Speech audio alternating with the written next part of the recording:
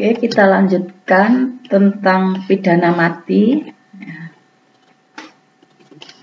Jadi untuk di Indonesia ini pidana mati ini dijalankan, tetapi harus melalui pertimbangan-pertimbangan yang matang.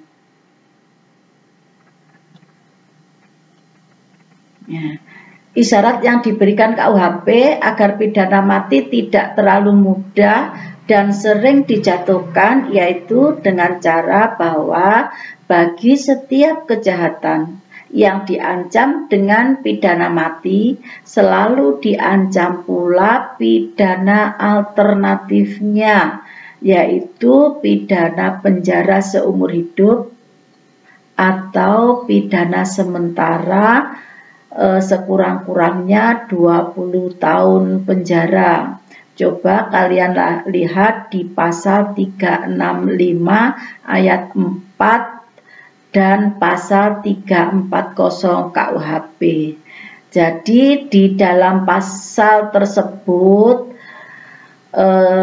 ada pidana alternatif sebelum dijatuhkan pidana mati. Yang pertama yaitu pidana seumur hidup.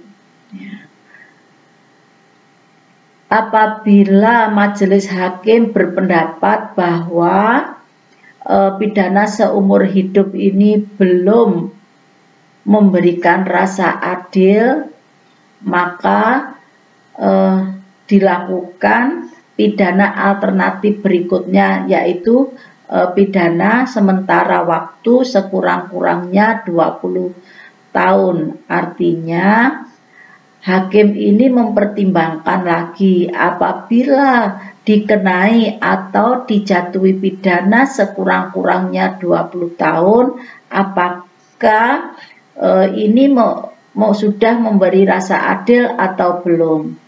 Kalau misalkan belum juga memenuhi rasa keadilan, maka baru dijatuhkan pidana mati.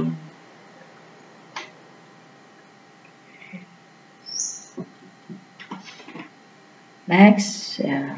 Beberapa ketentuan dalam pelaksanaan pidana mati. Yang pertama, 3 kali 24 jam sebelum pelaksanaan pidana mati, jaksa tinggi atau jaksa yang bersangkutan memberitahukan kepada terpidana, dan apabila ada kehendak terpidana untuk mengemukakan sesuatu, maka pesan tersebut diterima oleh jaksa. Jadi 3 hari sebelum pelaksanaan eksekusi mati ini, jaksa memberitahukan kepada terpidana mati, dan jaksa kemudian menanyakan apa permintaan terakhir dari terpidana. Misalkan permintaan terakhir ini terpidana setelah meninggal nanti ingin dimakamkan di suatu tempat tertentu, maka jaksa harus menyampaikan kepada keluarganya. Ya.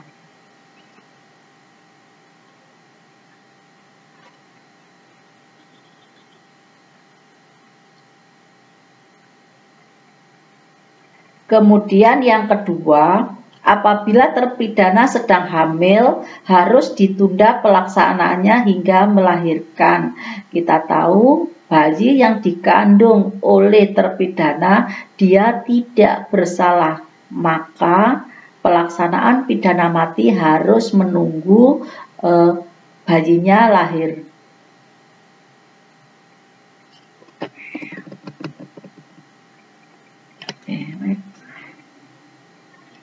Tempat pelaksanaan pidana mati ditentukan oleh Menteri Kehakiman di daerah hukum pengadilan tingkat 1 yang bersangkutan.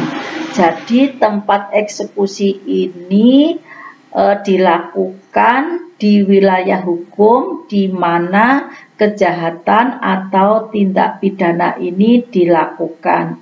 Misalkan tindak pidana ini dilakukan di Surabaya, maka tempat eksekusinya dilakukan di Surabaya.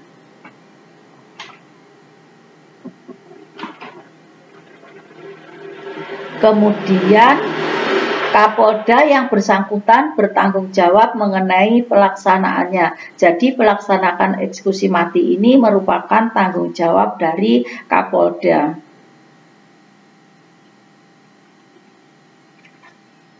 Kemudian pelaksanaan pidana mati dilaksanakan oleh suatu regu penembak polisi di bawah pimpinan seorang perwira polisi. Jadi hukuman mati di Indonesia dilaksanakan dengan cara menembak.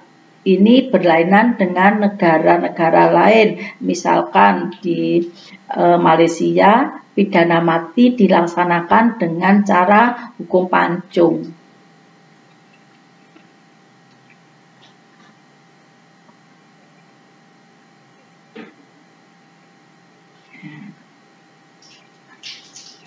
Kemudian Kapolda yang bersangkutan harus menghadiri pelaksanaan eksekusi tersebut.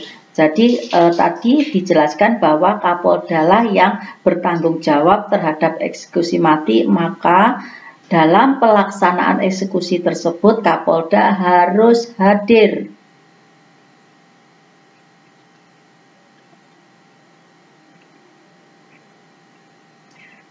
Kemudian pelaksanaan eksekusi mati tidak boleh di muka umum, jadi harus tersembunyi. Biasanya eksekusi mati ini dilakukan pada malam hari.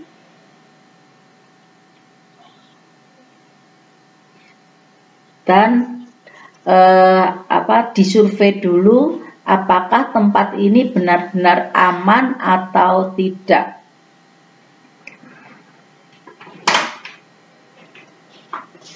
Kemudian penguburan jenazah diserahkan kepada keluarga. Kemudian setelah meninggal terpidana, jenazahnya diserahkan kepada keluarga terpidana.